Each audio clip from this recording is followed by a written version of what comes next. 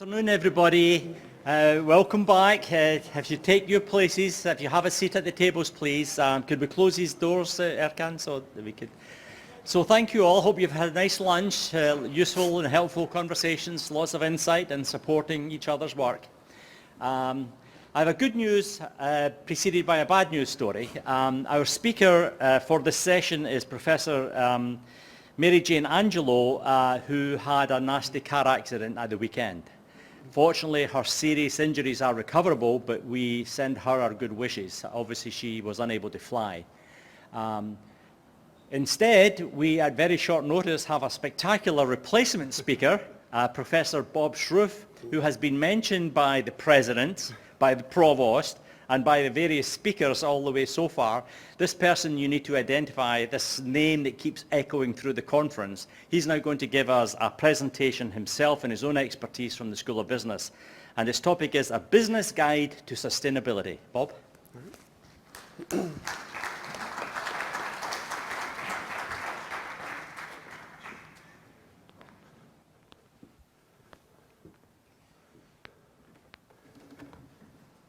All right, thank you very much, Jerry, and welcome back from lunch. I'll be at times, I guess, moving around, sometimes stationed next to the podium. In giving this type of talk, who am I and why am I here to even deliver it, right? Well, you know the circumstances under which this happened, but the backstory to this is that for 11 years now, I've been the Murren Chair of Global Competitiveness here at Duquesne University. In that capacity, I'm part of our #1 ranked in the United States MBA program. We're #5 globally in those rankings. So this year, and like previous years, we've beaten out MIT, Stanford, Harvard, Cornell, NYU, and the list goes on. So in that capacity, I'm also here to try to talk about what we do with business students, because they're going to be the future change agents and leaders of industry that we want thinking about the same things we've been talking about at this conference for previous years, yesterday, and today. In that wrapper, or within that context, then I'm going to try to talk about this as a business guide to the global sustainability challenge. And I'll do that while trying to think about how much information is out there. It's usually too much. If you hit Google and start trying to look for the word sustainability in 2015, you get about 111 million hits. If you do that this year, right now, it's about 541 million. If you look for sustainable development back in 2015, about 72 million hits. Yesterday, 368 million. It's drinking from a fire hose. There's too much information to take in. And in that context, though, business leaders, business decision makers, and people that spend capital or parts of our economy need information to make informed decisions. And it's within this context that I want to say that every opportunity that involves sustainability, whether it be environmental or social, is also a business opportunity to lead the way, to create change, to become the type of change that we want to see taking place, and that we also have a part in that.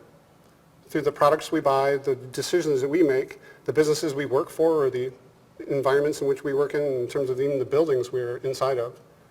So I'll also move that into the conversation today and talk about this in terms of memes. So the 3 memes that I want to kind of unpack in this approach is to understand what sustainability really means. So within these memes, typically people are going to think businesses who are sustainably responsible have higher costs, that we need new and different systems to actually be able to measure and manage this, and that we're already doing a good job of this stuff in some ways. We make incremental efficiency improvements over time, and that gets us further and farther down the road than we would be otherwise. And that we are really heavily dependent upon technology to move us farther and further into this dynamic performance frontier. So I'm going to try to work through these one at a time, and then come back to this in the end in terms of how can we change our approach to decision making. So to start, why is this now important? Why does it seem to be front of mind? Out of all those pictures that were in the screen before you, it seems, at least for myself, and I get it purposely through a number of news feeds, I cannot escape all that's happening every day on a global basis with impacts to the environment and social sustainability opportunities for us to think about change. And I want to really see these not as problems, but as opportunities. I do not want to stand up here and instead of marketing the problem to you, I want to turn this around and say we can sell the solution, and that we're all part of that solution. Businesses end up being a focal point to it because some businesses are larger than whole GDPs and economies for whole countries, right? In our large global economy, and even it was pointed out by Paul Sroufe last night, 8 people comprise the same amount of wealth as 50% of the population of this planet. And those 8 people are the ones who have businesses, right? They typically have empires and multiple businesses or multinational companies underneath them. So it's within this context that businesses and business leaders also can help move this forward. And I know, and I'll probably take some of this during the Q&A, they're also part of the problem, right? And they have been for some point in time. So I'm not trying to sidestep that in any way, shape, or form. But instead, I want to talk about how we could do this a little bit differently. So within this context, there's a lot happening in the world. There's industry standards for this. The International Organization of Standards, ISO 9000, is what most are familiar with for quality. Others may be more familiar with this for 26000, which is actually social sustainability. And then others, ISO 14000, 14040 are for environmental management systems. Then the actual 14040 moves it into product labeling, life cycle assessment. There was, at one point in time, here it is, a paperclip up here on the podium. We now have the technology available to us where we can look at the 100-year global warming potential of a paperclip. Its supply chain, its manufacturing, and how much that impacts the world. It's amazing, right? But again, there's so much information. How do we actually make that meaningful? Well, we can then use that life cycle assessment information to compare it to other products and see which ones have less waste associated with them. And that's what ISO standards have helped us do with environmental management systems, different legislation and laws in other countries, mostly from the EU, if we look at WEROS and REACH for that. But these are competitive opportunities and actions for businesses to compete on what they're doing better than someone else. Less waste, less environmental impacts, better social places to work, right? Or better buildings to even work in. These are all opportunities to think about how sustainability becomes a differentiator and a way for brand to be improved. And then we get to go out and report it if we're part of these companies. The Global Reporting Initiative, or GRI, talks about this specifically. And how we report this is actually across over 100 different performance metrics. They're environmental and social metrics, not just financial. So the rate of growth of laws in this is exponential, not just within the United States, but elsewhere. When working with companies in the past and doing this, they have to deal with over 10,000 written hard copy pages of legislation or laws just to be in compliance with. Whole legal teams around this, lots of times and resources spent just to make sure we're okay. What if we go beyond that instead and design things or have intention to design for sustainability so that we don't have to worry about being in compliance with law, we're out and exceeding it. How much money do we save? How much resources, time? And what can we do to differentiate ourselves better than others in the context of a business, its products, or its services? And this is why I see sustainability as an opportunity and how something can be done differently with this.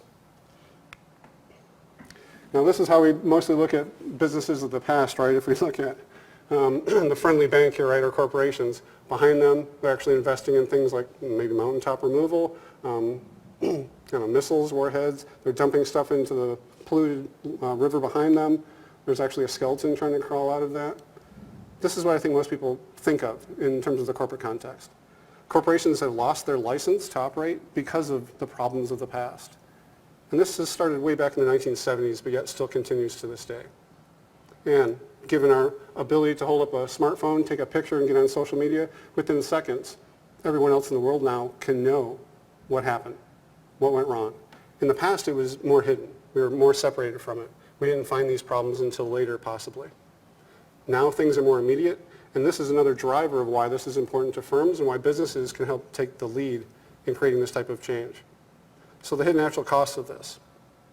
If we think about doing business in a way where we have less environmental impacts or less GHG emissions, I can actually be credited for that as a business and trade those on platforms and get money for this.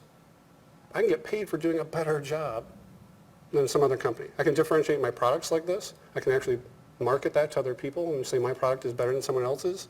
Life cycle assessment and that paperclip are one way in which I can do that and actually kind of prove what's behind it down to 100 parts per million in different aspects of it. Even within high-performance buildings, living buildings. Richard is here from the FIPS. We have multiple living buildings in the city, 2 of them that he has helped make an actual thing here in Pittsburgh, right? We have buildings that create more electricity and water in them than are consumed by the building. They're living. We now also have a living products hub in town. We have living products that do the same thing.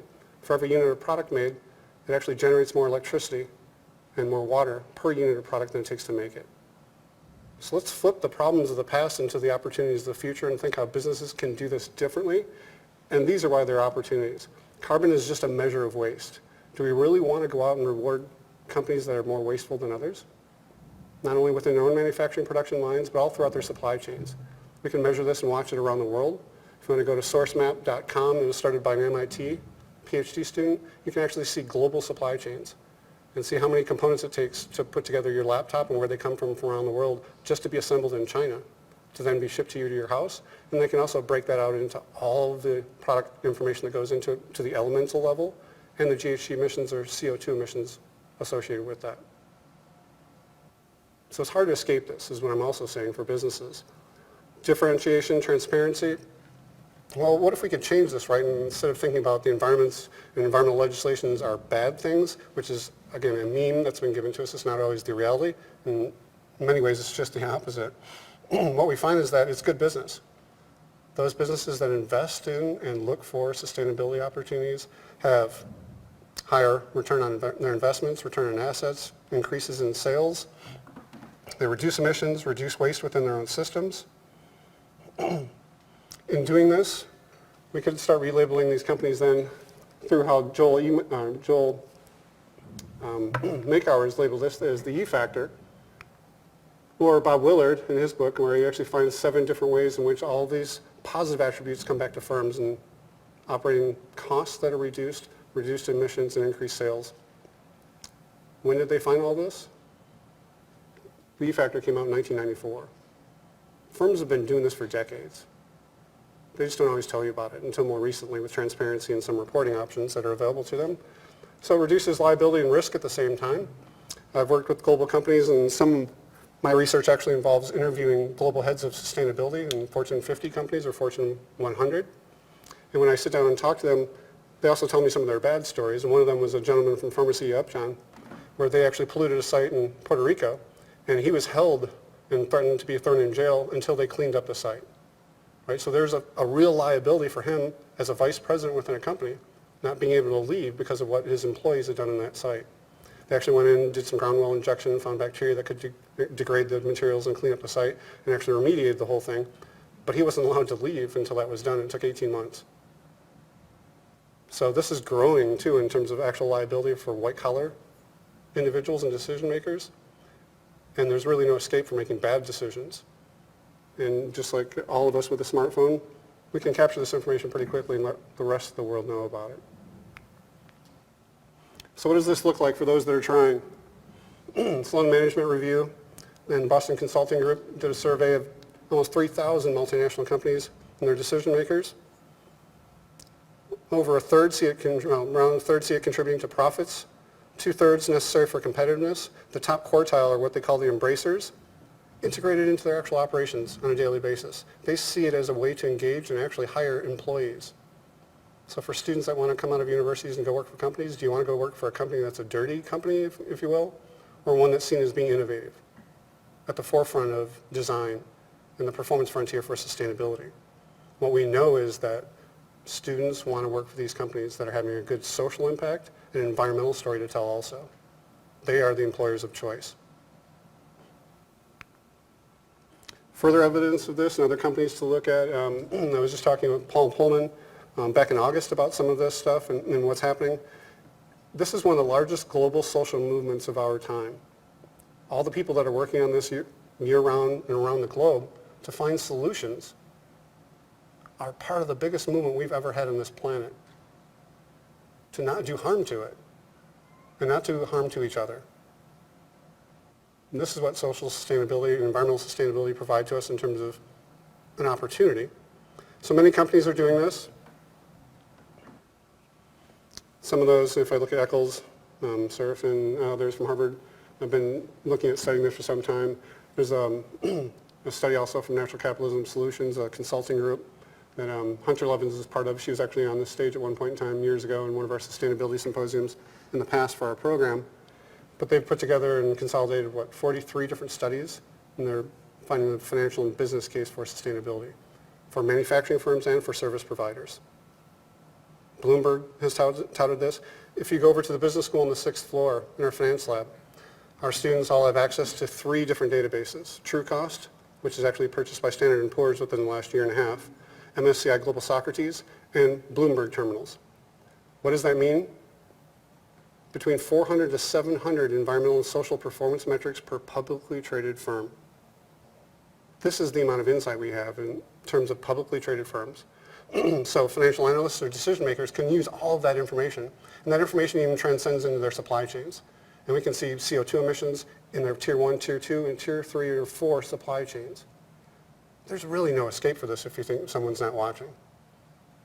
Publicly traded firms that cover at least the Russell 2000 for the United States, we already have access to here, and you can buy more to get to it globally. But that's a pretty powerful tool if you think about future business managers and decision makers to have it in their fingertips as students right now, with the capability to know that those things are out there and available to them in the future.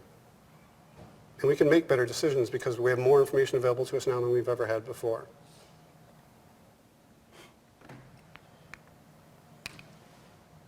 So in the first meme, I was trying to look at businesses who are sustainably responsible with higher costs. In reality, there's a huge efficiency opportunity for us. We can reduce costs by being more sustainable, by looking for environmental opportunities to reduce waste. Greenhouse gas emissions, CO2, are nothing but a measure of waste. If we go back to the total quality management movement of the 1970s and 80s, we were getting our butts kicked by other countries, right? We were not doing good in terms of quality. All that is a measure of waste. We're looking for variance in systems and trying to reduce it to produce higher quality products. Right now, we're letting waste go without measuring it, or seemingly thinking we're not measuring it. And because of that, we don't really understand fully what we're producing and putting out into the world. We're putting out a widget, a product, but not realizing everything else that goes with it. So I'd like to move to the next meme. New and different systems must be developed to actually monitor and capture this. And that's a really tough one because it's a systems perspective. And systems thinking is really tough. You know, we, for multiple years, I don't want to say how many years I was in college, right? So it's probably 11 if I combine it all. All I was taught in all those different years at different times was how to be a specialist in a very narrow area, right? I didn't know how to interact with or cross bridges into other functions or other domains.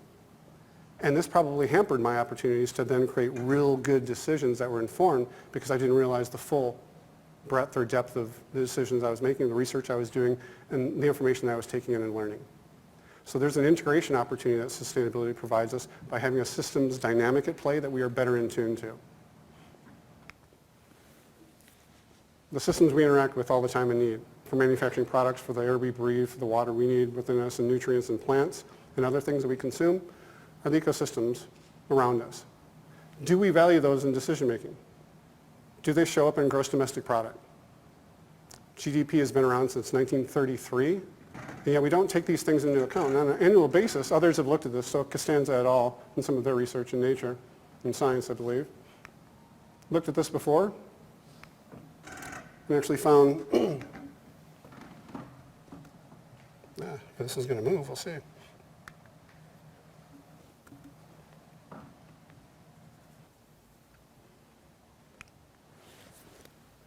Excuse me one second, as I might have to pop out and get back into this.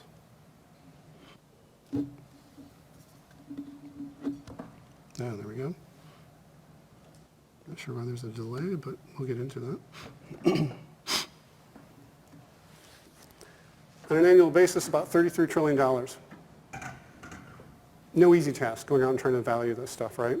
That was back in 1997, so on an annual basis, these ecosystem services are providing us with this type of a revenue, if you will, an input, a value, however you want to label this. As they continued their work, they've updated that more recently, $143 trillion on an annual basis that we do not take into account in most of our financial modeling. Why?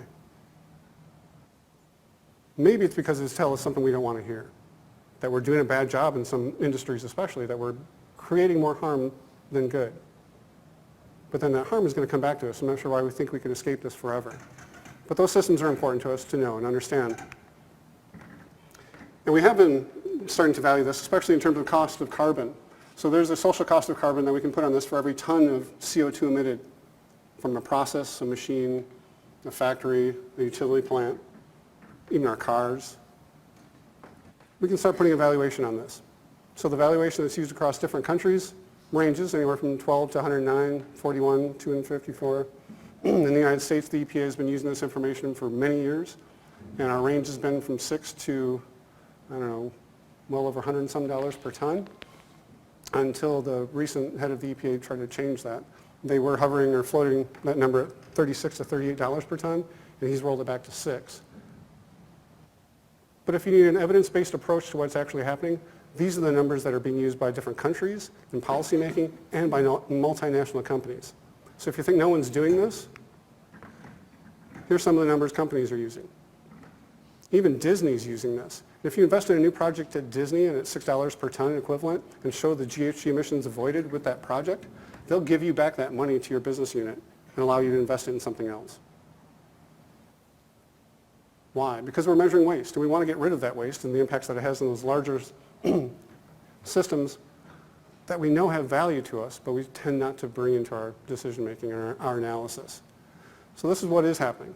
Companies have been doing this. They've been doing this for years. Shell even does this with 50-year, 100-year, and 150-year scenario planning, trying to look at what human impacts are going to be like on the Earth and what their contribution to it is. What does that mean? Usually it means something pretty bad, right, if it's Shell and what they're doing, extracting petroleum products and putting them into the environment in some way in terms of GHG emissions.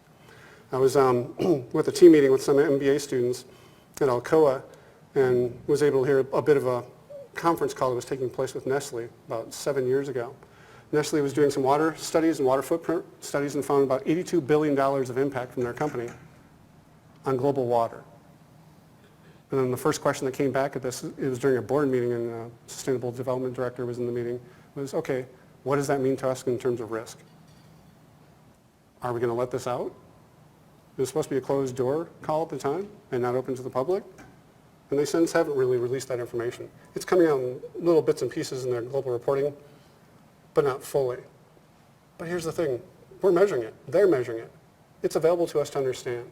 This, again, is the opportunity for businesses to try to turn this around and take a lead with understanding what this can do for us.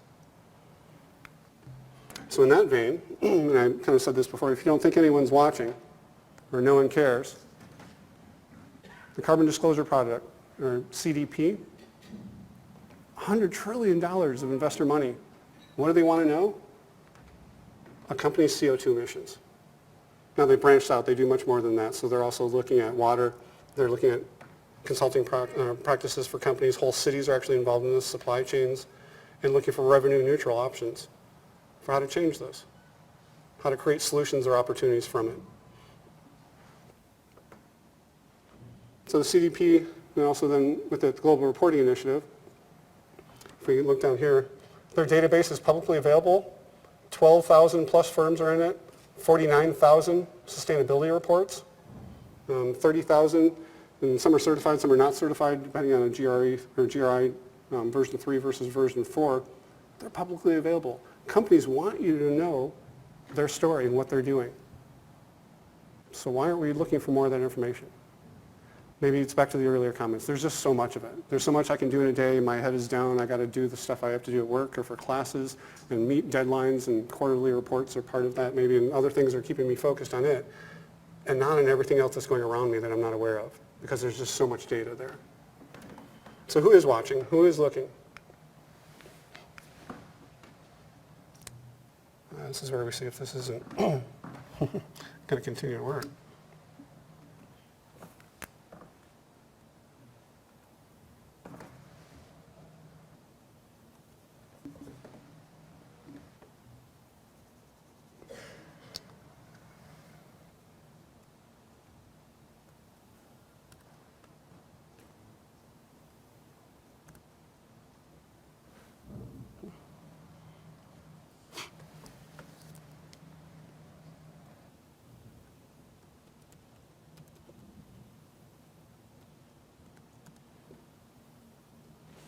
All right, I have no explanation for that.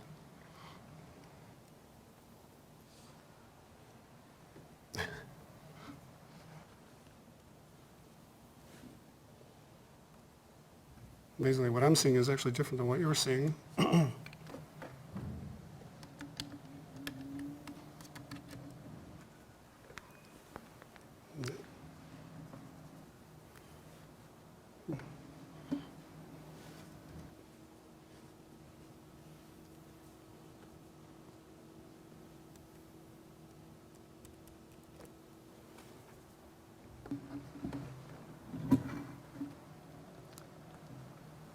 I'm going to switch to a different format just to see if I can help myself out of this one.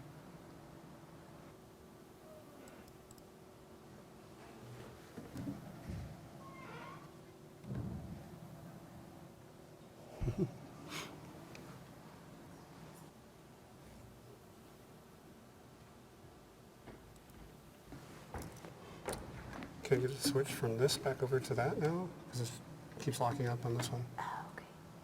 It's your computer. It just, something keeps happening. So if I go back to desktop? Yes, Okay. desktop, yep. Then maybe. All right. All right. Sorry for that temporary delay. Who's been looking at this? Well, the cost of adapting, I should say, to a 2 degrees world in the future. If we could spend on this now and invest in our future, this is what we would save.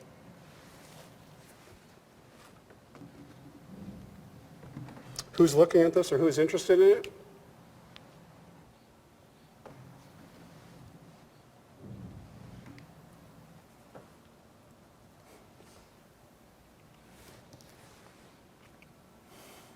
Now, some of this is signaling. As consumers, we can reward businesses with our dollars, right? We can spend on what we want in terms of their products or their services. So we're now also starting to see this show up in different countries.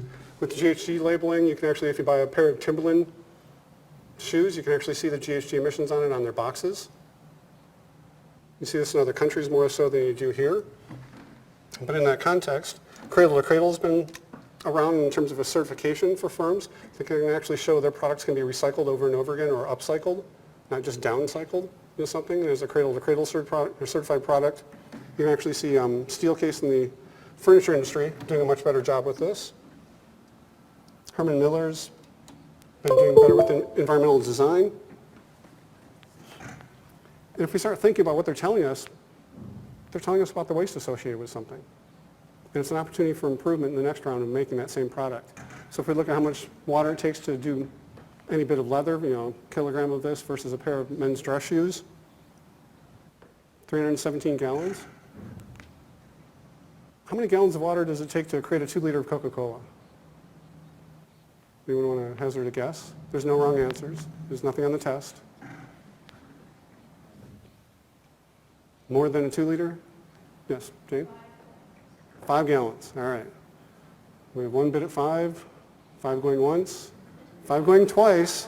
Out of this many people in our audience, we've got 1 bidder at 5. All right, I'm going to have to add 2 more zeros to that. So it's 500 gallons of water going to making a 2-liter of Coca-Cola. If we think about this in terms of a pound of beef, boneless, what are your guesses here? Starting to go up probably. The life cycle assessment behind this is the lowest range possible with only a limited gate-to-gate part of the process for beef production at the end of the cow's life cycle, if you will. It's about 320 gallons. If we do a full life cycle assessment that actually includes the grass and the food and everything that goes into it, it's closer to 23,000 gallons. Maybe it seems a little bit more realistic to think about eating crickets now and bugs, right? Because you get more in that pound. It takes 1 gallon of water to create a pound of protein that way than it does versus a pound of beef. What does all this mean? It means more data. More of this information is available to us to then make informed decisions about what we consume and how we're an interactive part of this process with these businesses. The other ways in which we can do this, I don't have my phone with me now, but you can get the Good Guide app on your phone. It's just the large G there. So a Good Guide is something in the picture in the phone behind you. You can take a picture of a barcode of any product. So if this microphone had a barcode on it and you're in the store shopping, you can take a picture of it. And on your phone, it'll tell you the social sustainability and environmental sustainability metrics of that compared to other products in the same class of product categories. So you can actually see the GHG emissions, CO2 emissions kind of behind this, and some of the information is there for some shampoo. So now you can actually do this on the fly. You don't have to go home and do a lot of research and spend hours and hours and days and weeks. It's on the fly. It's available to us already.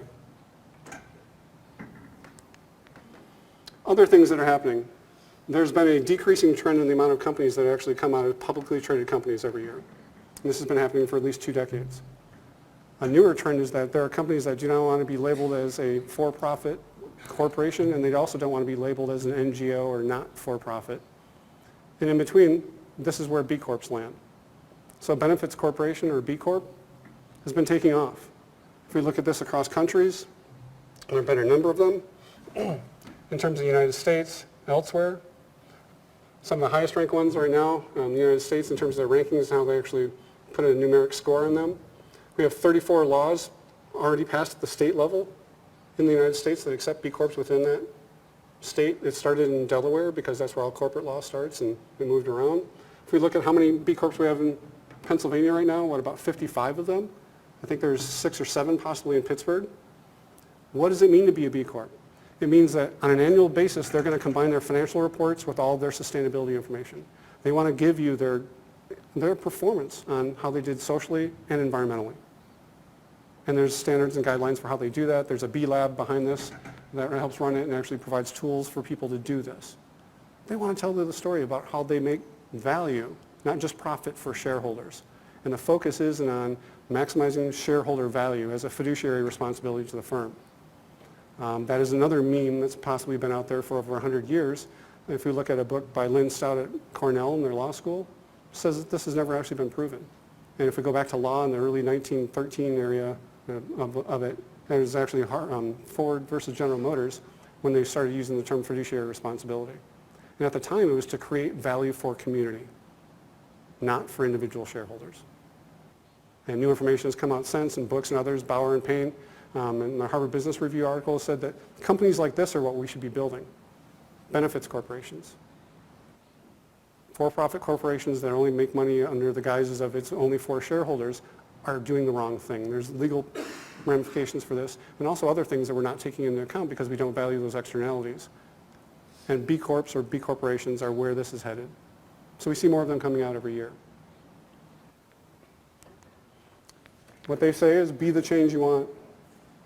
And these are the companies that are actually out trying to execute and do this. Oop, a little fast. So back to the memes.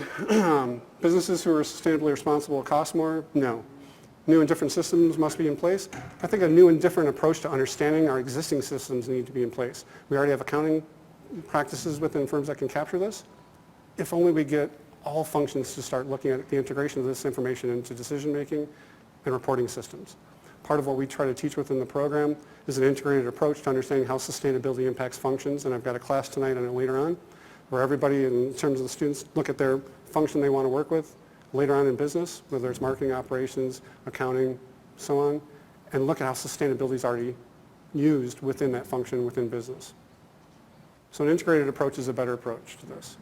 And that's how we build better, more resilient systems. The last part of this, we're already doing a good job in terms of our energy, building, transportation systems, and other things.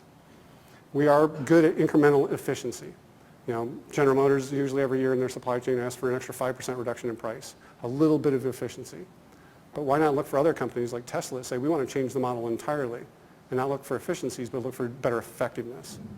And vehicles that are different and the way they're delivered to you is different, and what they do when they're out in the world consumes a lot less. So to move into this, I know there's a lot in there. I'm not going to be able to unpack the whole thing entirely, but where to focus on is the gray area. So these are our energy flow systems just within the United States and how much we consume, and the gray area is telling us how much we waste. So if you think about when someone came into this room this morning and turned on all the lights, they never really thought about all the systems that are behind that and how it's connected and what it takes to create the energy that then just powers the lights, let alone transportation, manufacturing, and all the other things that are part of our industry and our economy. Are we doing a good job of it? This is telling us what? We're wasting about 57% of this heat and friction. If you hired 100 people a year ago to start your company and to move it into wherever you want to take it in the future, and after that year you realize that 57% of them basically ran around in circles sweaty, hot and friction, you know, that's all they're doing, right? This is running around wasting space and time. What would you do? Would they still be working there tomorrow? Would you want drastic change? Probably. Drastic depends on the person and the reaction to it, but you're going to want to change something. And these are the energy systems we have. Now this is 2010. I'm sure we're getting much better at this over time, right? Oh, here's last year's. Almost 10% worse. We're consuming less energy overall in terms of the overall consumption amount, but the amount that we have in terms of waste as a percentage has been increasing, and Paul alluded to some of this last night too. We're not doing a good job of keeping our eye on the waste. We want the stuff, and we want more stuff, but we're not seeing everything else behind that, and everything else behind the bank in the past, and those things that are out of sight, out of mind, I don't really have to worry about. I don't have to include those in decision making. But these are the same things that are the opportunities for entrepreneurs and others to get rid of the waste and to create innovative solutions for anything we need in the future. So what might that look like? Well, if we start thinking about that in terms of light bulbs, here's somebody who put it in a picture, and he's an artist that does this in a number of different platforms and mediums, but that is an actual picture of 380,000 light bulbs. Computer generated, but if you could count everyone and get small enough down in detail, they're all in there. But he's trying to highlight to us what we're wasting because we don't think about it when we turn on the switch. The light works, and that's all that matters. The system behind it and everything else, the efficiencies and the fights that we used to have over whether or not people wanted incandescent bulbs versus the CFLs or even LEDs. No, of course I want the old one. I want to spend 93% more in my energy and waste it at the same time behind the scenes because I don't know. I can't see it. I don't understand it. So he's trying to make this at least a little bit more prevalent for us. We can think about it in terms of transportation.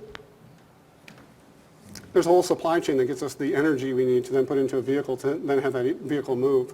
So if it's a hybrid car, they get about 48 miles per gallon, an older SUV, maybe 14. If you think about how many years in your life you're going to be driving a vehicle, probably 50 years. Drive about 10,000 miles per year. Start looking at that SUV or other vehicles and what they get in terms of the gas mileage. You're going to spend about $2,000 a year in gas. 50 years, 2,000, about $100,000 in your lifetime in mobility from combustion vehicles. And yet you're going to waste 81% of that. 81% of every gallon of gas that goes in a combustion vehicle is wasted. Only about 5% goes towards moving you. 21-ish% goes towards movement in general. The rest is heat and friction. But yet we don't think about that. So if we think about e-vehicles instead, e-vehicals are more like 110 miles per gallon. With the system that I have at home and generating my own electricity and having an e-vehicle for that, instead of spending $2,000 a year for 10,000 miles, I can spend about $165 for an e-vehicle to go the same distance. There are better solutions out there, and we can reward businesses that provide us those solutions instead of going with the old systems and thinking business as usual is good enough. Because if we design for more cars and think everyone needs more of this, we might end up looking like this. Supposedly the largest traffic jam recorded. 62 miles long. They had people taking food out to them. And bathrooms too, with porta-johns and other things along the road. It took 12 days for it to clear in their largest national holiday. 12 days to sit in your car in traffic. But yet, hey, we'll put another road or another lane in on 28 and think we're okay for another 3 or 5 years until we fill that lane with cars. Do we really have to go to this extreme to think about how mobility could be different? How businesses can provide solutions that are different for this? Mass transit, biking, and not everyone has to have a car or 3 cars possibly? I don't want to be stuck in that in the future. I don't think you want to either. So what I'm talking about is waste, right? There's a big waste opportunity. If we could recapture things, recycle, reuse, remanufacture, in the EU, McKinsey and companies thought this is about a $380 billion opportunity to just not throw stuff away. Recycle, refurbish, reuse. We have Construction Junction over here in the city that is a big reuse opportunity to think about how we can deconstruct buildings and reuse things from them. Why throw it away? There's a lot of embedded energy in those things. We don't have to buy new. We can let that live on, that part, that piece of a building even. And this is the stuff we throw in our trash. If we look at this in the United States as a GDP equivalent, you've got $372 billion in the United States. But we only, as Paul I think even said last night, have about a 4% recycle rate. We're throwing away really valuable stuff. And ironically, we're doing it right now where we're standing or sitting. We're within, 25 miles of 6 landfills? We have the lowest tipping fees of any state in the country, $26 per ton in Pennsylvania. We import more garbage than anyone else. Is this where we celebrate, yay, we're number 1? No, probably not. Some have claimed those will be the gold mines of the future as we need those raw materials some later day. They're going to want to excavate and pull them back out at an even higher cost for extraction. When instead they could be caught up in closed-loop systems or circular economies right now and not ever have to be thrown away. You know, nature never designed garbage dumps, but yet we do. We design for obsolescence, and we design for stuff to go away. So the story of stuff is about a 21-minute video you can get to on your own online and watch the linear flow of everything we make. What percentage of it goes into a landfill within 6 months?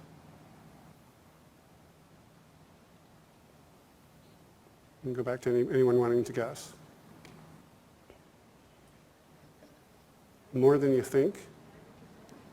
Yeah, so it's really good research that's behind it. The whole script is available online. All the research, and actually comes out of the Rocky Mountain Institute for a lot of it. 99% of everything we make goes to a landfill in 6 months. Welcome to the Anthropocene. Take, make, waste. Take, make, waste. Take, make, waste. Repeat, repeat, repeat, repeat. That seems to be what we want to do. Instead, circular economies, closed-loop systems are a different alternative for us. We do the same thing with food waste. There's some on our tables in front of us, right? It'll travel on an average, 1,500 miles, so we can throw away 40% of it. Some of us, like some of the people I talked to last night, grow our own, and we try to reduce that supply chain waste, and we're all chipping away at this in some form. Not all of us have the capabilities to do that, or the land, or anything else, but if we just think about how we purchase, what we purchase, how often we do it, and in smaller quantities typically, versus everything we buy it to fill a large SUV in the United States, we could reduce a lot of waste in really, really simple approaches to this. Dashboards help. If there was a dashboard on the wall when you walk into a building, it actually helps you understand how you interact with that building and how you can reduce the amount of waste associated with it. So the plug-in piece on the top is a kilowatt instrument. You can use any plug-in device, run it through it and into the wall, and actually measure and track how much energy it consumes over any period of time. So being the geek that I am, right, I can tell you how much energy it takes for a cup of coffee. I've run it through my refrigerator, my TVs, all the other stuff in the house, just to look at energy management. And I've got spreadsheets of some of this stuff. You know, my previous TV, I think, consumed, with a family of 4 over an annual basis, we were looking around $84 of electricity. We got a new TV after that was much bigger, consumes $11 on an annual basis. Technology got better. It was nice there was a technological solution to help us along, but really we're not thinking about all the things we plug in and all the electricity we consume in the house and how much of it is also wasted. Just like how many gallons go into a car and how much is wasted there. We waste a lot of things inside our buildings. If we put up dashboards and tell us what we're doing in those spaces, we'll be a lot better off. We spend 93% of our time indoors. And yet indoor air quality is usually 2 to 5 times worse than it is outside. And no one thinks about this. If maybe we had monitors in front of us that told us what the indoor air quality was, our energy consumption, what we find with energy consumption, if we put it in dorms, you'll reduce by 50% your energy consumption by seeing it on a real-time basis, refreshing every 10 to 15 minutes. If we put it up on a weekly basis, maybe 25%. Just making people aware of this helps. If we do this in green high-performance buildings, we decrease energy use, emissions, water use, and solid waste associated with them. We have, I think, a LEED Silver minimum approach to buildings on campus, and some of our renovations have been gold. There are living buildings in the world, LEED buildings, Energy Star, Passive House. You can build a 2,000 square foot home here in Pittsburgh with a passive house designed to it, and possibly only need for its HVAC system, heating, ventilation, air conditioning, about the equivalent of a hairdryer. Tight envelope, really good insulation, minimal cost running that home for the rest of its lifetime. Some will say, whoa, it's a big cost to start. We can actually build now at almost the exact same cost as code. Sometimes if it's even 3 to 8% higher, which is what it was for LEED 5 to 10 years ago. LEED is what we have in the building we're in right now. LEED's, actually, I think we're LEED Silver, we're 1 point short of gold here. That 3 to 8% is recovered within 3 years. How long is this building going to be here? 50 to 100 years, let's say. I think it's a pretty good return on that investment. How much does your bank give you for your bank account right now? Maybe 1%? Investing in these things and investing in people that want to be in these buildings and businesses that want to operate in them are where we need to be. These are the types of returns we can see from green buildings. So these are courtesy of the Green Building Alliance, which is here in town, one of the first groups that was formed, and out of it came the United States Green Building Council that has gone on to create the LEED standard. But this is what we know from it already. And this is even years old. There's more data behind this since this didn't come out. We also know for about a $4 per square foot PSF cost to go green when renovating spaces, we can experience these types of returns. I also work with students at CMU in the architecture school. And one of them, we just finished an LCA study comparing best countries in Europe, the United States, and also India. 12 different retrofits in buildings, and we can actually show a first line or a first cost approach to it. There's a good ROI, there's good payback. All 12 projects. Some of them, like a lighting retrofit, might have taken 5.5 years for return on investment. If we look at the environmental impacts avoided on this, we can bring that return down to 3 years. If we look at the human health and productivity increases because of it, 4 months. A 4-month return on the investment in a retrofit in a building. There are huge opportunities for businesses to help us do this. So we know this. We know the Anthropocene is upon us and we've created it, but we've also created the opportunity to come out of this in a different way.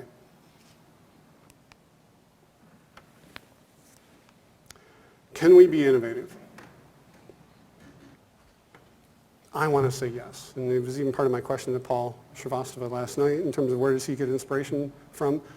I said I draw it from universities, from students, from the people I get to interact with. But unfortunately, because of where we are in the way in which we operate sometimes, if we only look at an efficiency improvement to things, we're missing out on the real opportunity. Instead, Americans can come across sometimes as not being the most innovative.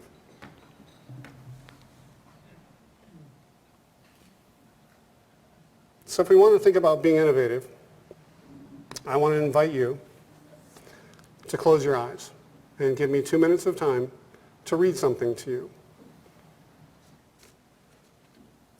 So as you close your eyes, use this as an opportunity to envision the future. Imagine for a moment a world where cities have become peaceful and serene because cars and buses are whisper quiet. Vehicles exhaust only water vapor, and parks and greenways have replaced unneeded freeways. OPEC has ceased to function because the price of oil has fallen to $5 a barrel.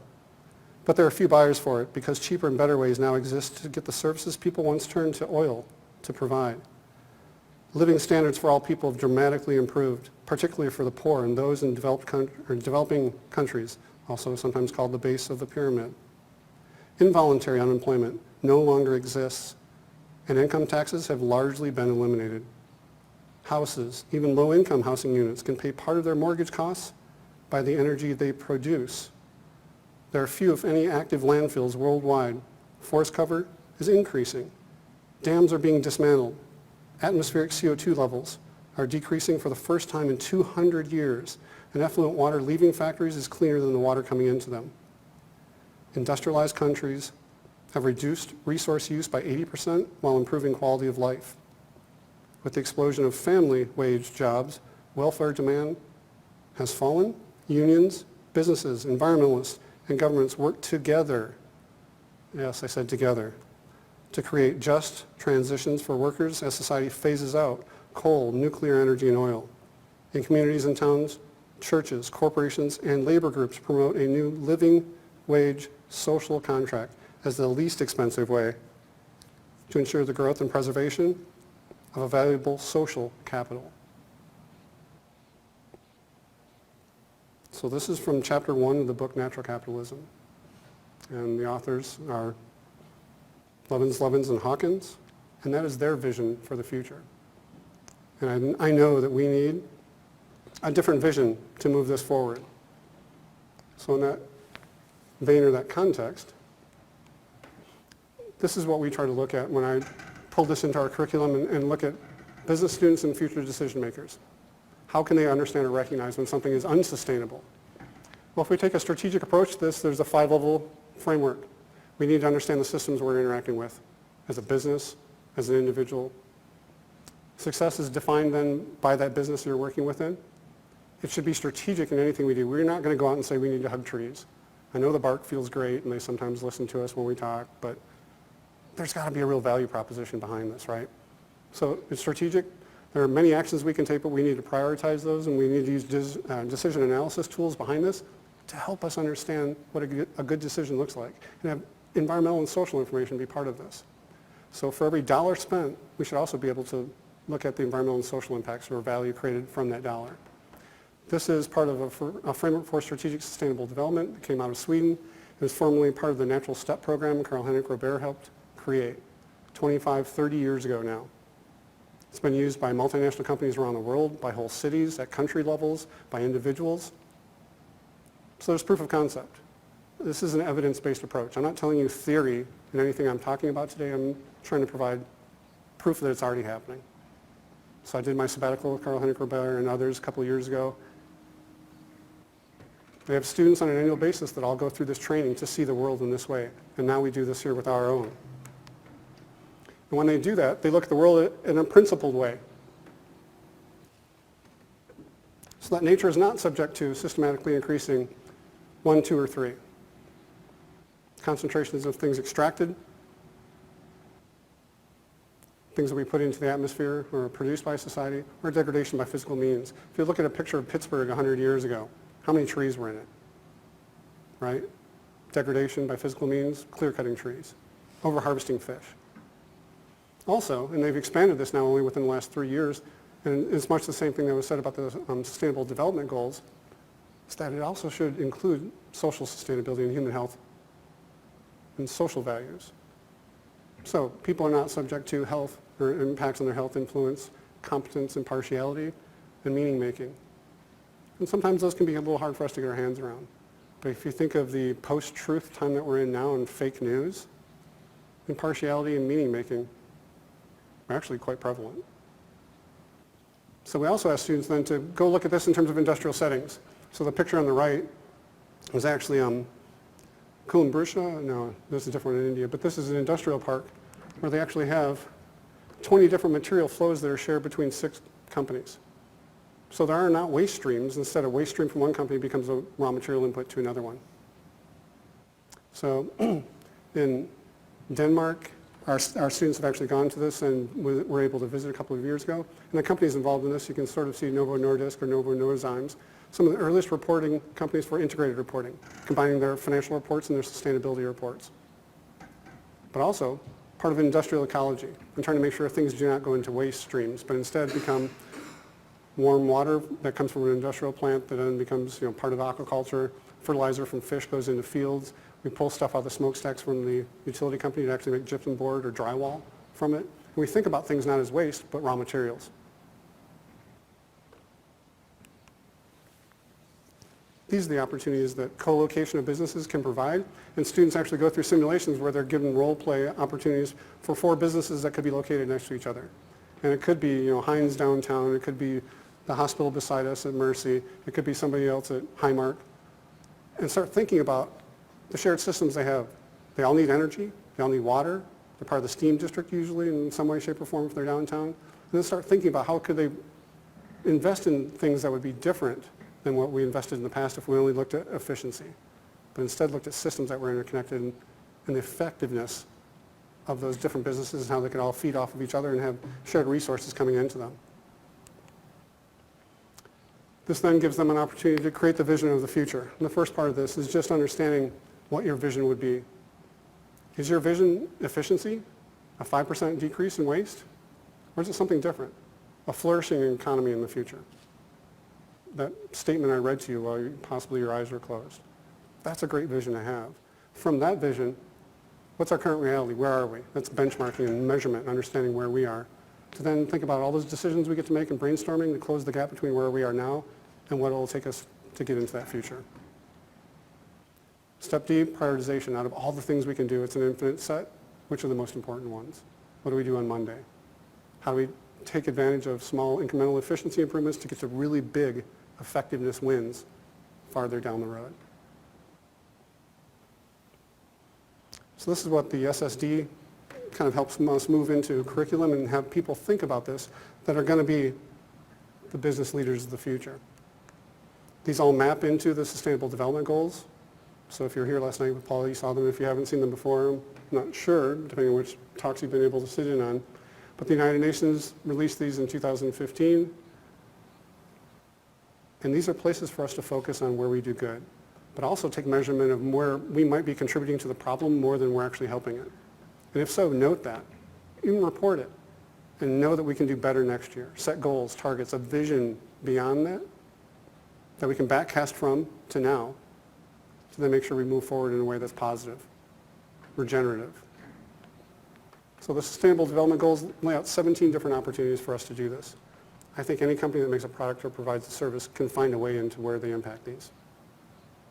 Hopefully in a positive way, but also understand that there could be negative consequences for this, but they can change that.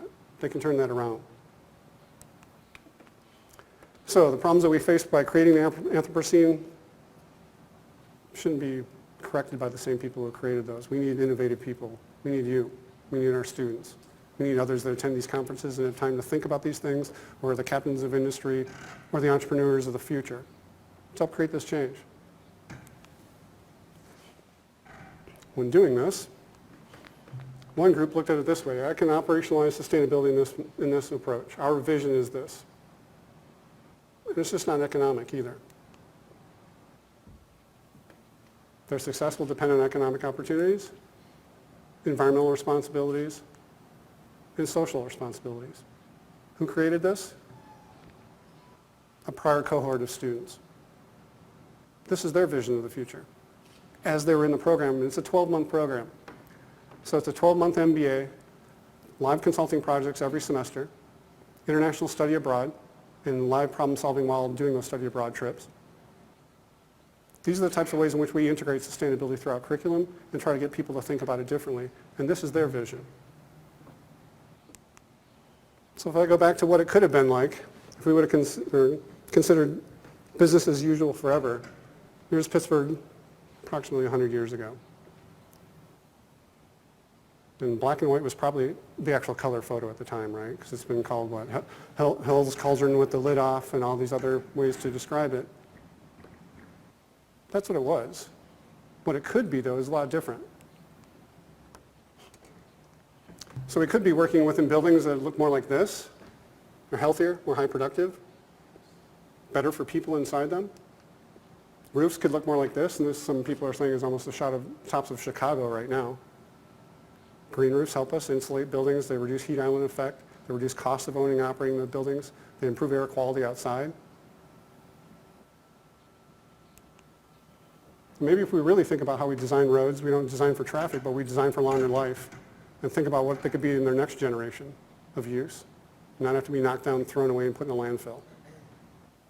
Maybe they could be shared public spaces or green spaces in parks. And so could our buildings in different ways. If we're going to waste all that time and effort on movement and create heat and friction while doing it, why not try to recapture it in different ways? We have a company in town that makes vertical spindle wind turbines called WindStacks. There's some of them around the city in different locations and some businesses. Let's capture something that we don't have to mine and extract and send people underground for in a dangerous environment where their ancestors mostly died. But instead, sit outside on a sunny day and soak it in and let that generate electricity for us, whereas thermal systems move over the crust of the earth, capture the movement of that and wind.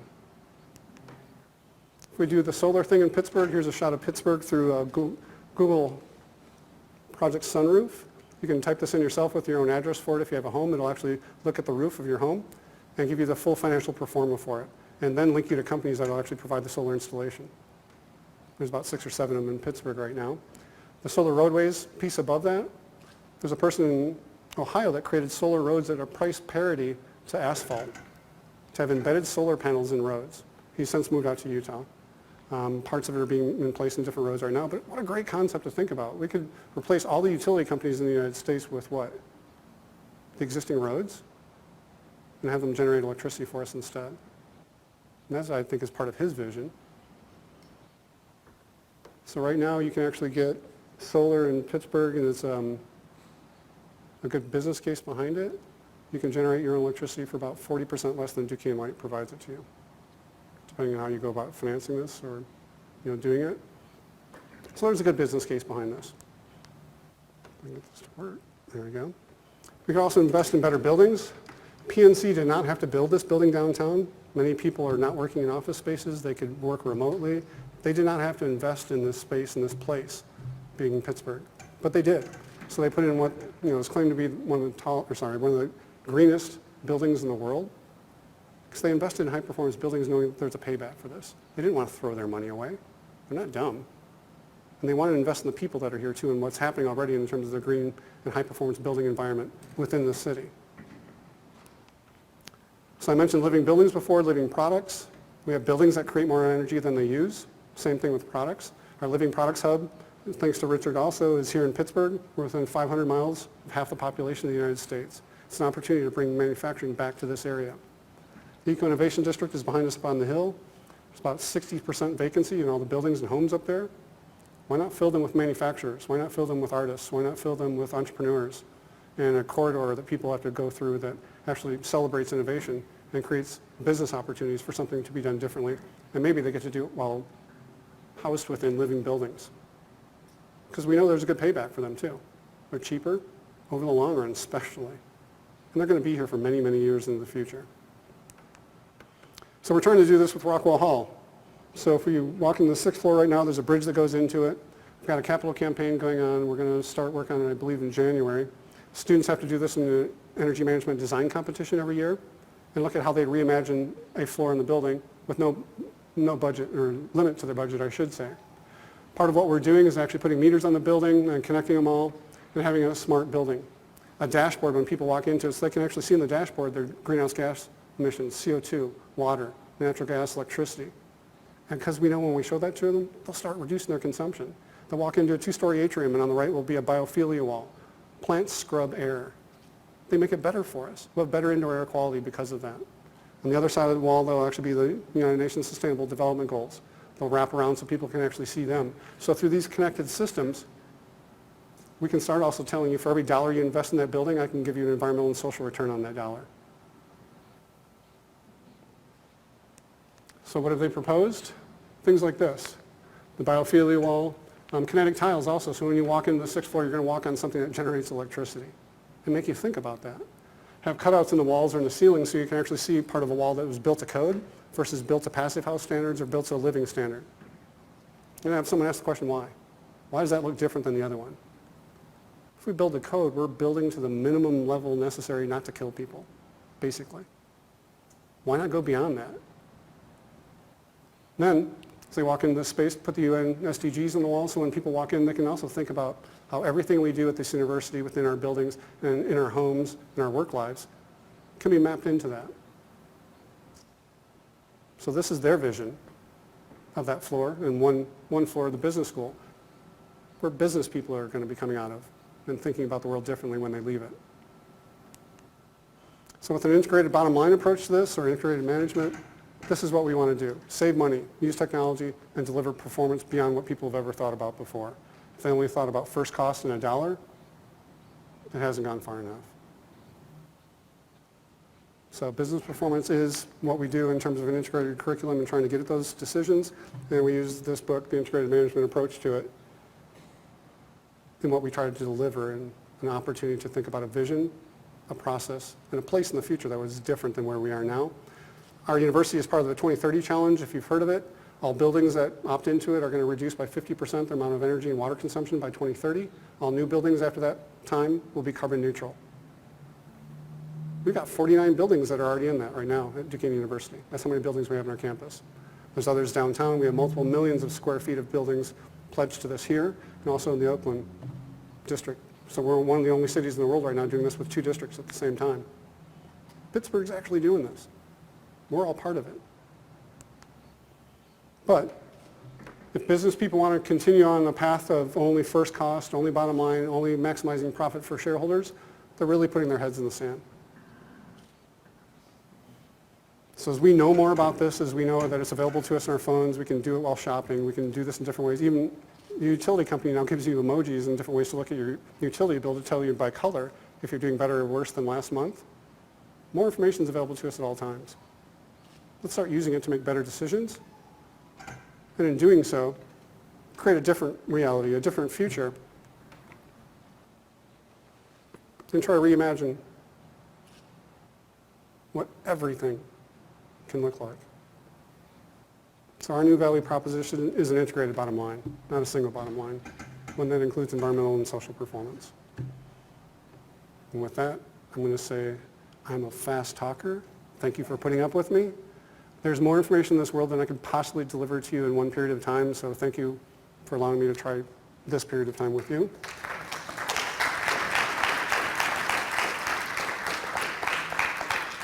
We still have 25 minutes or so for questions, so please, I know one hand was up.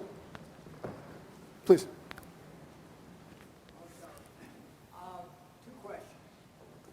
Relative to waste. Today, as we speak, down the street publicly, there's an EPA DOT hearing on reducing the gas mileage of cars. Any thoughts on that?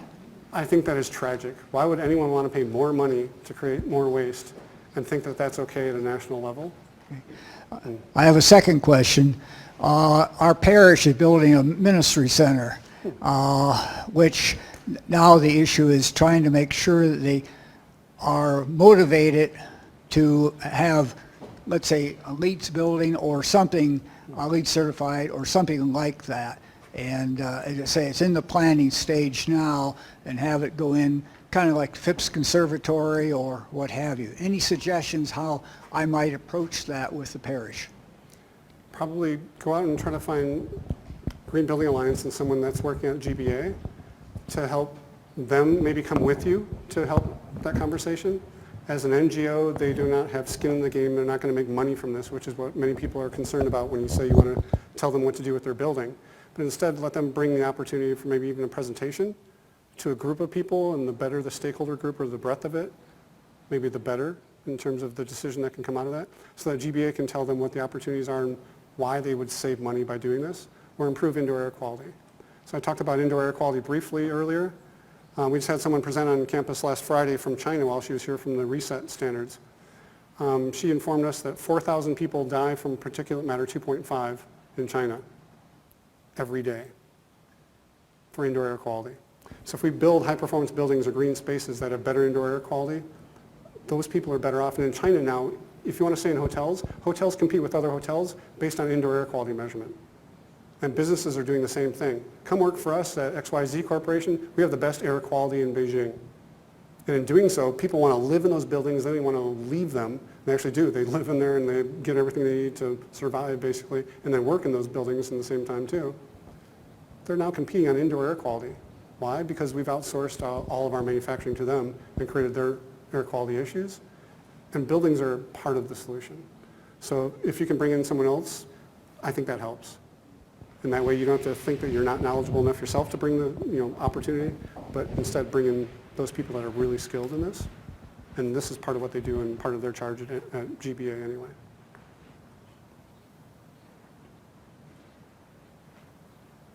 Can't believe I had to pay all of you not to ask me a question, but all right, Jane.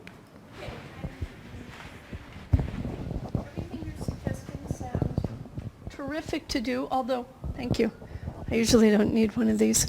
I think everything you're suggesting that we can do sounds wonderful. I'm wondering, what do we do about airplanes? Or I guess I should say jets. There's tens of thousands of them flying around the world every day using massive quantities of jet fuel. What do we do about that?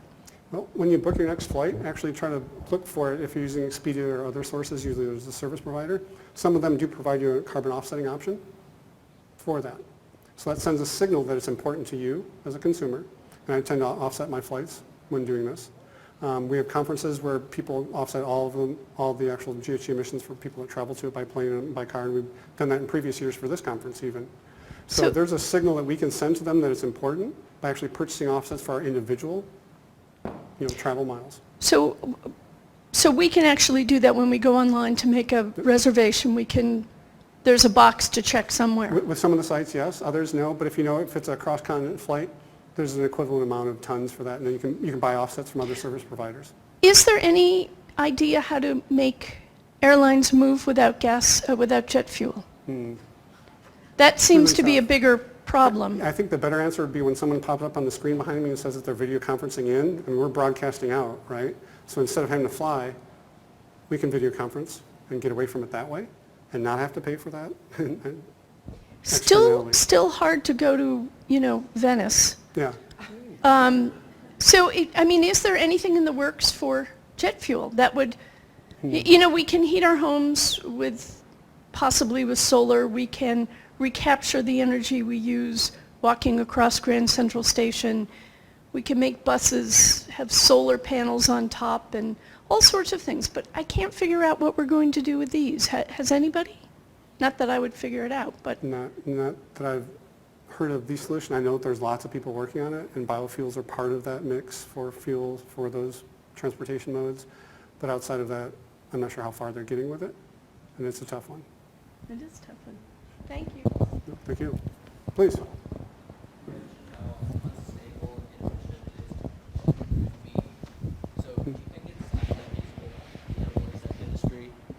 Do you think that's going to be profitable in the United States? And if so, like soon or?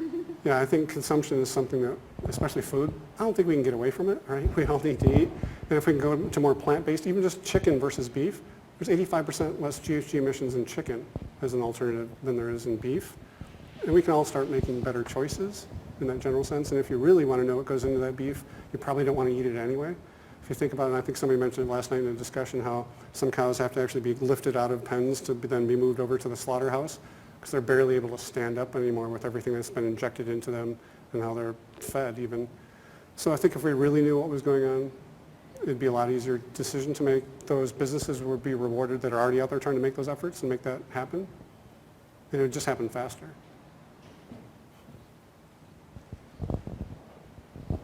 Please. I think there's a mic coming to you if you want it. There's a microphone behind you.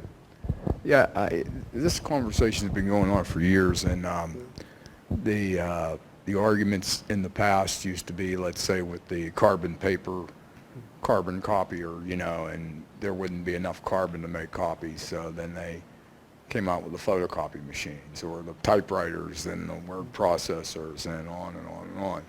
And all I would just like to do is, I think it's great that you bring our attention to this, but I think at the end of the day, when you think big on the macro scale, and I personally like solar because I don't really know what they're doing with the space systems and how they do that, but I know there's new technologies out there that we're not aware of. Like, for example, are you familiar with graphene? Nope. Yeah, it's phenomenal. It's a clear saran wrap, which is 200 times stronger than steel. So if they wanted to make buildings out of this stuff, they could do it in a heartbeat. So there's a lot of stuff out there. The problem is that it's trying to figure out the ecosystems that allow people to have their wealth and at the same time have economic growth. So if you can start thinking on the scale where you think the macro, I tell everybody go down to Carnegie Science Museum down there and get God's view and look down on the train display and then start figuring out how would you manage, you know, the city, your community, your home, etc. And then think big. Don't think small, and don't think your ideas might be crazy, because at the end of the day, you're probably going to find solutions that you never thought you'd find. So that's putting it in the positive perspective. Yeah, I really can't spend more time dwelling on the negative. I think I've done that too much in my life already in terms of it can be overwhelming in that sense. And I really see all this as an opportunity. And that opportunity at a macro level, a micro level, for me boils down to every decision I make and having a family and how I influence that family and what we consume, what we use, what we do are the ways where I can see it immediately, right? And then through my research, through students, through others, through opportunities like this conference and people around the world globally is where it starts to then have a multiplier. You know, that multiplier effect then gets bigger and bigger and bigger, and it has taken way too long, unfortunately. We've been, you know, doing this since the 1970s, right? And just, you know, insert new thing here, get rid of the old one. And we're still looking at these incremental things, right? And that's why I keep trying to say there's an efficiency piece that we've been focused on for too long. We need to look for effectiveness and get to those bigger ideas and the really crazy wild ones and probably the better ones. So we need to give some people more time to even think crazy and wild and big. But in all fairness to us, it's hard to think big. Oh, it is. It is. It really is. Absolutely. That's why I need the collective brain power of all my students, because I know they'll do better than me at any one time. I just need to give them the opportunity to think about it. That's why Jesus says you have to be forgiving. Yeah. I just hope we have ample opportunity as a university to really think about what we do also in this space, in this place, and how we can create better, engaged interactive opportunities with community, with other groups, and some of those are at the tables here, to even talk about these types of things, right? So that way they can become reality, because out of those 1,000 different opportunities to talk about, one of them is going to get some traction with someone. And someone will become the entrepreneur, someone will take this in a new direction. It'll become something we never imagined by ourselves. So it's a perfect place for me to think about how even presenting to you today is that opportunity. I hope I can be a catalyst in some way for something, but I don't by any means would suggest that I have the solutions. I think all of you do. Nope. Kind of. That was just fantastic. I've heard you speak many times, but that was the best one ever. I hope, and continue to improve because it's fantastic. Thank you so much. I just came up with this question just at the last minute. Do any of your students, or do you ever work with the issue of the numbers of chemicals that we're putting? I tell my students, I don't understand why people would prefer to put toxic chemicals in their house as opposed to having the dirt, because they're poisoning themselves, and we're just pouring, even on my own property, I try not to have things that cause cancer like Roundup and so forth, but it's coming from the neighbors on all sides. So have you worked at all on that huge front that we're just dousing our planet with chemicals? I have only gone into that a little bit. I used to work in a microbial ecology research laboratory, so I did work around the world in Russia, parts of California, the Amazon, where we actually found 2,4-D and 2,4,5-T, those same things you talk about in Roundup, right? Yeah. That was Agent Orange back in Vietnam, but yet, we... Roundup is Agent Orange? Well, 2,4-D and 2,4,5-T are the same chemical compounds that are Agent Orange themselves. We put it on our yards to get rid of dandelions, and we only want a monocot kind of lawn. We found bacteria around the world that could actually eat or degrade them, even though they'd never been exposed to it because of atmospheric deposition. So just like you're saying, your neighbor puts it on their lawn, it blows over into yours, and the same person who applied it on that lawn, it's in their bloodstream within 24 to 48 hours. I know, and there's kids and stuff, so... Yeah. So there are little signs you can actually get, and we've had them in the past, where it says this lawn does not have it, so use corn gluten instead, and say my dog and my kids will not be subjected to these types of chemicals. Right. And at least try to get someone to think about it. I've been thinking about doing that, but I'm afraid that somebody's going to take it as a practical joke and just go spray my lawn in the middle of the night. Someone did run over the sign instead. That's right. So I don't want to act like I'm a little scared of anti-vigil, like the response. But I have signs, and I will maybe put up some signs. But my students, megafauna maybe. With live consulting, we've done over 200 live consulting projects on a year-round basis. If you know of anybody that needs help, we can look into some of that. We've worked with Covestro in the past, but not on chemical-based stuff. We've got a possible project coming with them in the spring about how their foams are used and then their after-life use of foams and the chemicals that are in that. And that's part of a trip to possibly Spain also, I think, at the same time, and meeting with some people in their facilities over there. We usually don't do a really deep dive into the chemical part of it, just because of lack of expertise for a broad-based team of managers. We have looked at some things with Alcoa in the past that looked at global coastline impacts from water and some other things where we were able to use some larger modeling, but not specific chemicals. Right. But we know there's ample opportunity. And one last question. You had Nestle up there as one of the good guys. I thought Nestle was one of the bad guys. So could you explain? Well, Duke Energy was also on that slide, I think, too. And Clorox was there. Yeah. So, what's going on there? But look they're also the ones that are trying to create some of this change to change their image. And it's up for us to push back on them and ask the question, why are you up there? Yeah. What is it you're actually doing? Okay. So maybe something I didn't explicitly talk about in this when I'm working with slide snafus, was that it's our opportunity to press back on them, even if it's a tweet, even if it's something on their online form that you fill out for their corporate website, or if it's a handwritten letter, even better, at times. Push back on them. Ask them explicitly what you want them to do or what they're doing and why they haven't done enough. Go to their sustainability reports. It can be a little onerous. Some of them are a couple hundred pages, right? But find the information. If it's not there, say, why isn't it there? Why aren't you reporting on this? Or find one of their peers even better and say, I see they're doing it. I don't want your stuff anymore because you're not. And let them know that. Great. Send a signal. Thanks.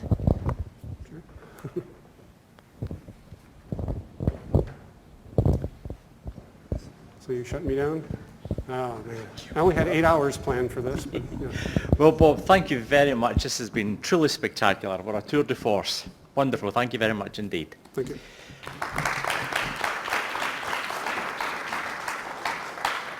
Now, you see how blessed Duquesne University is in general and the School of Business is in particular, because Bob was invited to do this presentation less than 2 days ago when he said he'll try and do without some sleep and throw some slides together. So thank you very much. So let's take a break, and then we'll come back in about half an hour for the afternoon session with Bishop Pierre Juvenal. Okay, thank you.